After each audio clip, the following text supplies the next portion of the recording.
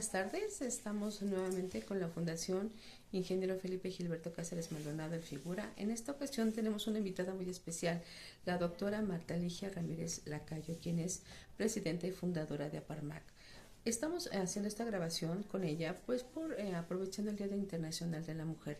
Ustedes saben que las enfermedades autoinmunes afectan a un gran número de personas, pero específicamente las mujeres. Por eso le pedimos a la doctora Marta que nos hiciera favor de ayudarnos con algunas preguntas sobre estas enfermedades en mujeres o en pacientes, damas que tengan esta enfermedad. ¿Cómo está, doctora? Buenas tardes. Muy buenas tardes, muchísimas gracias por la invitación, muy amable. Espero que todos se encuentren bien. Gracias. Buenas tardes. Bueno, pues empezamos con las preguntas con la doctora. ¿Cómo reciben las mujeres un diagnóstico de lupus o artritis? El diagnóstico no es bien escuchado ni bien recibido, ni mucho menos aceptado por nadie. ¿Por qué? Porque desafortunadamente tenemos mucha mala información. Mucha gente se informa, no vamos a mencionar nombres, pero en redes sociales o en personas que no están bien documentadas. Y gracias a Dios el pronóstico, la calidad y la cantidad también de vida se ha visto modificada desde los 1900 o del 2000 para acá. Y se ha visto modificada, ¿por qué? Porque antes la esperanza de vida podía ser 5, cuando mucho 10, 12, 15 años. Y ahora podemos decir que desde hace 2 años para acá el estándar, la esperanza de vida de una persona es igual que cualquier otra persona que no padece una enfermedad autoinmune, sea artritis reumatoide, sea lupus, esclerodermia, cualquiera de ellas. La calidad de vida es lo que cuenta, entonces la duración puede ser igual que cualquier otra persona. Entonces lo que nos toca es ayudarles a sobrellevar una mejor calidad de vida. ¿Qué le diría a una mujer que acaba de ser diagnosticada? En primer lugar, que es un diagnóstico duro por ser desconocido. Y como muchas personas, son duras mientras no las conocemos. Entonces, informarle bien al paciente, que no se informe por redes sociales de dudosa procedencia, que se informe a través de fuentes efectivas como son las asociaciones, las fundaciones y los grupos de apoyo para personas con este tipo de enfermedades. Porque así sí vamos a obtener una información real y verídica, no orientada a vender medicamentos o a vender medicamentos naturistas o a vender curas mágicas. Entonces, obtener una buena fuente de información y obviamente nuestro compromiso con el paciente, como médico nosotros, es que tenemos que explicarle en qué consiste y que gracias a Dios ahorita la esperanza de vida es igual que cualquier otra persona y la calidad de vida va a depender de la sociedad que formemos entre el paciente, la asociación a que pertenezca o que se involucre con una asociación, la calidad del paciente, la atención del paciente y el médico. Juntos formamos un trío indestructible y podemos vencer la enfermedad, sobre todo con los avances médicos que hay a última hora. Sí, supuestamente la experiencia, efectivamente y realmente la experiencia cuenta. No es lo mismo tener arriba de 30 que menos de 30, o arriba de 15 que abajo de 15. Los niños, para ellos es mucho más difícil adaptarse a la idea de que no pueden exponerse al sol, que no pueden jugar porque son horas de sol, que la gimnasia en la escuela la ejecutan, o los días lunes que estaban especialmente vestidos para ejercicios al aire libre, y ellos no pueden participar. Entonces eso les frustra y les dificulta un poco. Además de que no tienen la comprensión y la capacidad suficiente para asimilar como lo asimila el adulto, de que es un bien necesario tomar el medicamento y seguir las instrucciones del médico para tener una buena calidad de vida. Okay. Y el adulto, obviamente el adulto ya lo comprende un poco más y se adapta, aunque también hay adultos indisciplinados. De todo vemos en la viña del Señor. El día a día de las mujeres con enfermedades reumáticas, sea lupus o artritis reumatoide, la característica en común que compartimos es el dolor. El dolor puede subir y bajar de intensidad, pero desaparecer no desaparece. Entonces hay que aprender a vivir y a dominarlo. Cuando es muy necesario, pues apoyarnos con un analgésico. El antiinflamatorio debe ser prácticamente de base, y el analgésico, o sea, paracetamol, tramadol, ketorolaco, dipirona, tomarlo únicamente en casos de dolor. pero mucha gente confunde que los antiinflamatorios como Meloxicam, Celecoxib y estos sirven para dolor. Sirven para dolor porque baja la inflamación, pero no es de que me duele, me lo tomo, no me duele, no me lo tomo. Eso es para el analgésico únicamente. Okay. El dolor, entonces, hay que aprender a hacer las cosas. Ya sabemos que en las mañanas la persona amanece un poco más cansada, más rígida, más entumida. Entonces, programar las actividades ya un poquito más tarde. Y a medida que el cuerpo va calentando, se va encontrando un poco más de fuerza y de energía. Y aprendemos a programarnos de acuerdo a la disposición de nuestras energías. Bueno, en México tiene una connotación especial porque somos muy machistas, empezando por las mujeres, aunque ya estamos trabajando en ello, dicen los políticos, estamos trabajando en ello, pero existe. Entonces la mujer es la que se va a hacer cargo del quehacer, tenga o no tenga dolor, nadie se lo puede preguntar. Entonces ella hace su quehacer, tenga o no tenga dolor, se toma 1 o 2 pastillas, lo que necesite, reposa un rato, pero cuando llegue el marido y los hijos del trabajo, tiene que estar la comida hecha y la comida servida. Entonces, de acuerdo a este tipo de educación que tenemos, significa que la mujer se acostumbra a vivir con dolor y a trabajar con dolor. ¿Qué papel juegan las mujeres como pacientes y como cuidadoras al mismo tiempo? Lo que estaba comentando ahorita, ¿no? Sí, exactamente. Que de todas maneras, como cuidadora, sigue uno funcionando, tenga o no tenga dolor, si eres cuidadora. Y sobre todo si es un hijo el que está enfermo, pues ni le importa a uno ni lo siente. Si lo haces, porque lo haces con gusto además, porque si es el hijo que está enfermo. Una mamá con artritis puede tener un hijo con lupus y no lo va a desatender porque le duele el estómago, le duele la cabeza, ¿verdad? Igual cuando la mamá tiene lupus y el hijo tiene artritis, pues es lo mismo. Si el hijo tiene dolor, la mamá se olvida de sí misma y atender al hijo, se ha dicho. Pero funciona como tal y le toca doble trabajo. ¿Por qué? Porque además de que ella se tiene que apegar al tratamiento y acatar todas las indicaciones médicas por su bien y por poder atender y durarle a sus hijos, entonces, y darle el ejemplo al hijo.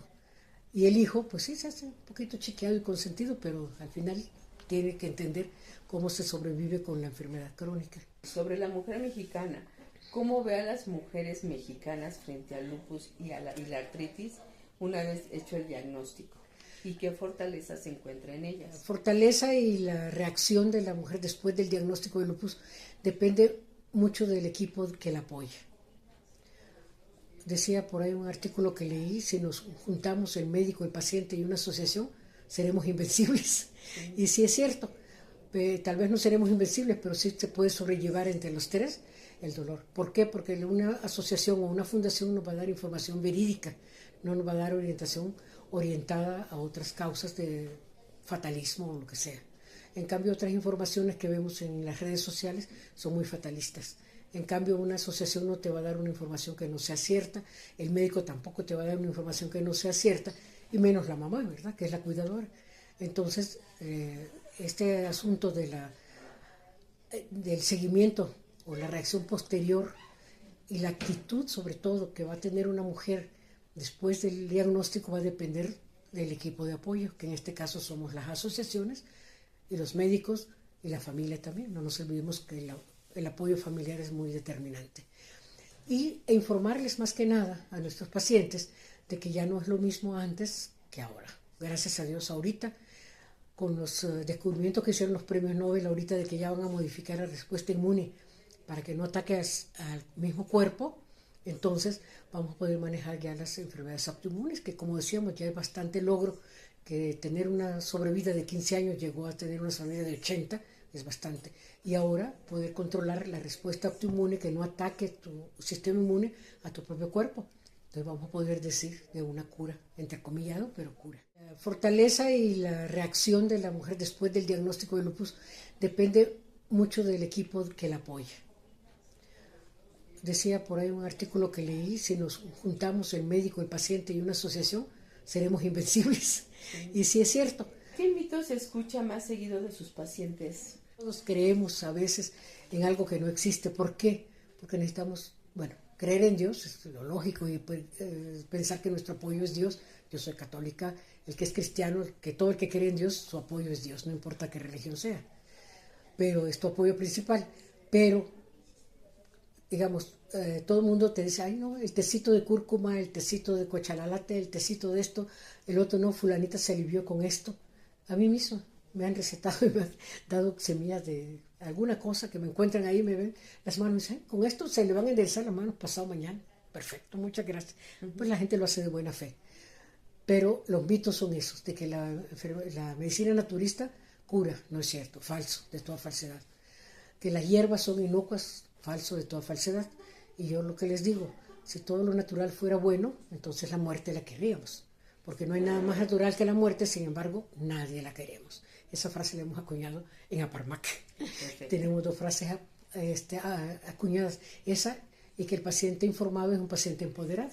Entonces la información es la base para empoderar al paciente contra cualquier enfermedad.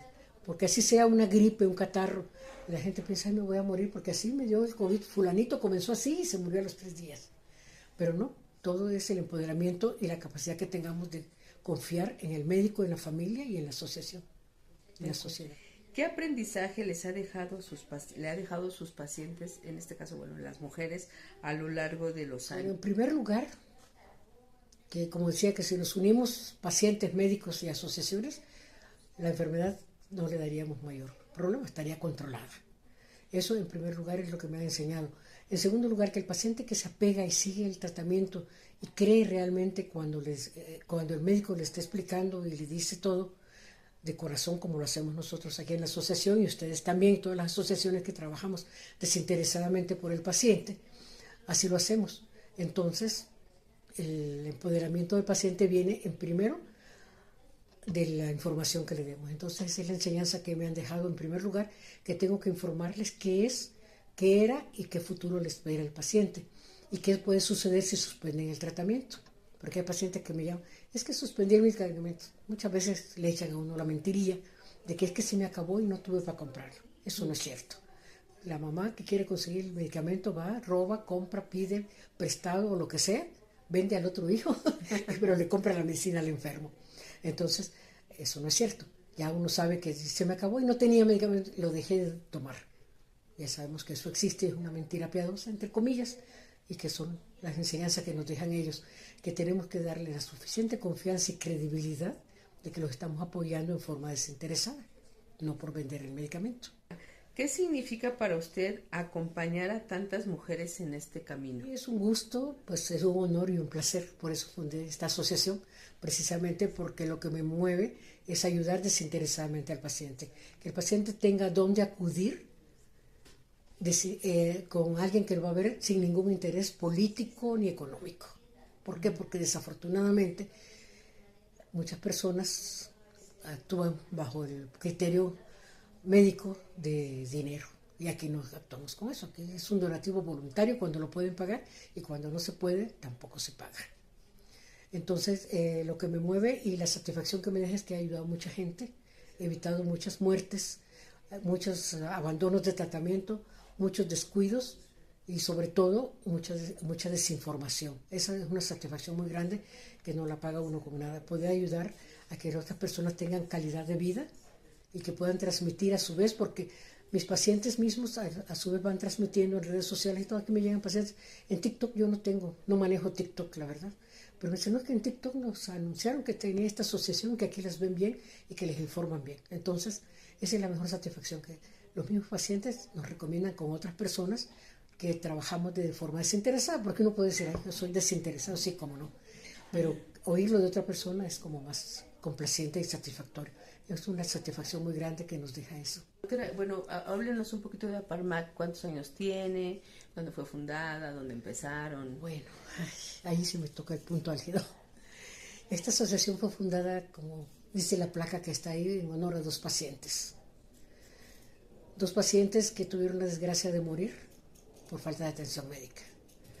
Un paciente hijo de 2 médicos familiares del Seguro Social, que ahí está su nombre puesto. Desafortunadamente llegó un momento, una orden en que teníamos que pasar a los pacientes mayores de 16 años a adultos. El trato es diferente. Los médicos de adultos nos reclaman que los echamos a perder, que los hacemos consentidos y todo. Entonces el paciente siente mucho el cambio brusco de paciente de un reumatólogo pediatra a un reumatólogo de adultos. Entonces comienza ahí la descompensación y más si luego le dicen, no, pues es que tu diagnóstico es otro, no es el que tenías. El paciente entra en crisis existencial, prácticamente. Y le cambian una cosa, le cambian otra. Y aquí con nosotros tenemos que el mismo médico lo ve siempre. Y desafortunadamente en otros lugares el problema es que un día es un médico, otro día es otro médico. Y no es más que cuestión administrativa, no es cuestión de que el médico sea mala onda, ni el paciente hable mal del médico.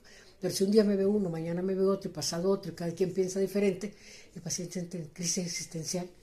Ese paciente hizo una crisis de lupus y falleció.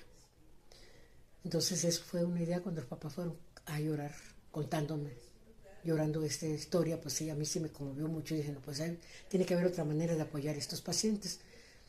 Y de ahí el otro niño que se me murió porque él vivía en Toluca, un niño con lupus que no se puede ni debe exponerse al sol, era campesino, cosechaba. ¿Qué hacía? No tenía ni padre ni madre, como dicen, no es mala onda, no tenían papá, mamá, eran 2 o 3 hermanos solos, tenían que sostenerse y trabajar en el campo para vivir. Y ese en una exposición al sol hizo una hemorragia pulmonar y se murió. Esa fue la razón. Eso fue lo que me movió. Y están los 2 nombres en la gráfica esa que está ahí en la placa. Y entonces fue que me vino la idea y comencé por fundar una asociación con pacientes pediátricos. Pero el paciente pediátrico crece y ya es adulto. Entonces ya después dije, no, pues mejor una mixta. Y fue como salió esta fundación. Hace 27 años, doctor. 27 años. ¿Cuándo es su aniversario, doctor? ¿Y dónde vamos a celebrarlo? El 11 de julio. Comadre, rectifícame, por favor. El 11 de julio fue fundada esta asociación. 11 de junio. El problema es que ahora no encontramos para la misa. Sí, pero la misa va a ser ahora en julio, el mes siguiente, porque no encontramos lugares.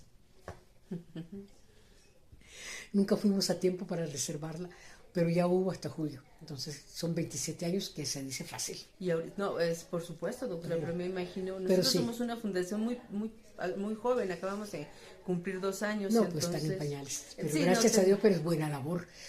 Desde el primer día de que usted se decide hacer una fundación, ya está ayudando y apoyando a la sociedad y a los pacientes sobre todo. Desde el primer día, desde que lo piensa usted en hacerla, desde entonces comienza la buena obra. Estábamos platicando y usted me dijo una frase muy bonita cuando yo le preguntaba si el lupus o la artritis tuvieran voz, ¿qué cree que le dirían a las mujeres y a los pacientes en general, ¿no? Podemos coexistir en forma pacífica, no coexistir con guerra ni nada. Si nos ponemos a pelear con la enfermedad no ganamos, no la vamos a ganar, pero coexistir con la esperanza de la cura, sobrellevar la enfermedad por mientras llega la cura, que está a un paso, como le digo. En los 80 que yo empecé a estudiar reumatología, pues no existía mucha posibilidad, pero ahorita la cura está a la vuelta de la esquina. Entonces, sobrellevar la enfermedad, tomarnos los medicamentos, ingerir todo lo que nos indique el médico a como está indicado, para que cuando llegue la cura estemos todavía en buenas condiciones para recuperarnos. Y entonces ahorita la frase es esa, aprendamos a coexistir y a convivir en forma pacífica, que la cura está a la vuelta de la esquina. Muchísimas gracias, doctora. No, y de que al contrario, muchísimas gracias a ustedes. Bien, pues muchísimas gracias por estar con nosotros. Les recordamos Fundación Aparmac y hoy, bueno, pues también la Fundación Ingeniero Felipe Gilberto Cáceres Maldonado nos unimos para trabajar con ustedes y para ustedes. Esta idea nos surgió por el Día Internacional de la Mujer. Evidentemente, pues sí, se trata un poco más de las mujeres, pero bueno, estamos hablando de una enfermedad lupus o artritis reumatoide que da por igual hombres y mujeres. Muchísimas gracias por estar con nosotros, les agradecemos. Busquen en las redes sociales no solamente la Fundación El Figura, sino Aparmac. Más adelante van a aparecer las redes sociales de la doctora y bueno, les agradecemos mucho y nos vemos la próxima. Muchísimas gracias.